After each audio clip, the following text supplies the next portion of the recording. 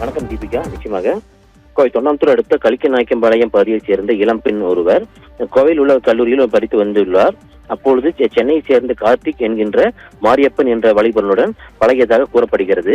இதற்கிடையே கார்த்திக் மீது தமிழகத்தின் பல்வேறு காவல் நிலையங்களில் 31க்கும் மேற்பட்ட குற்ற வழக்குகள் இருப்பது இந்த இளம்பெண்ணுக்கு தெரிய வந்துள்ளது.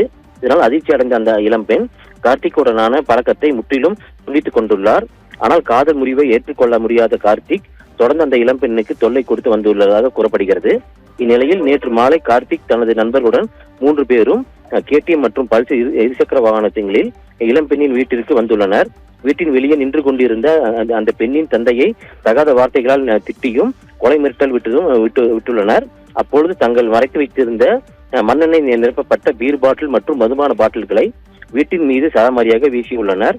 இதில் ஒரு பாட்டில் வெடித்து வீட்டின் போர்டிகோ பகுதியில் இருந்த செருப்பு ஸ்டாண்ட் மீது விழுந்து தீப்பிடித்து எரிந்துள்ளது. இந்த விபத்து அங்கு இருந்த கேன் இருந்து சேதம் அடைந்துள்ளன. அதிர்ஷ்டவசமாக இந்த சம்பவத்தில் யாருக்கும் காயம் ஏற்படவில்லை.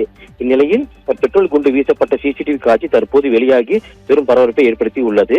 இச்சம்பவம் குறித்து அந்த இளம் பெண்ணின் தந்தை அளித்த புகாரின் பெயரில் கோவை தொண்டாமுத்தூர் காவல்துறையினர் கார்த்திக் உள்ளிட்ட 4 பேர் மீதும் வழக்கு பதிவு செய்துள்ளனர்.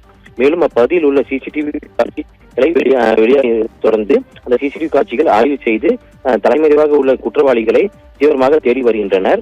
பட்டப்பகலில் இளம்பெண் வீட்டு மீது மண்ணெண்ணெய் பாட்டில்களை வீசிய ரவுடிகள் அராஜகத்தில் ஈடுபட்ட சம்பவம் கோவை தொண்டாமுத்தூர் பகுதியில் பெரும் பரபரப்பை ஏற்படுத்தியுள்ளது. தீபிகா.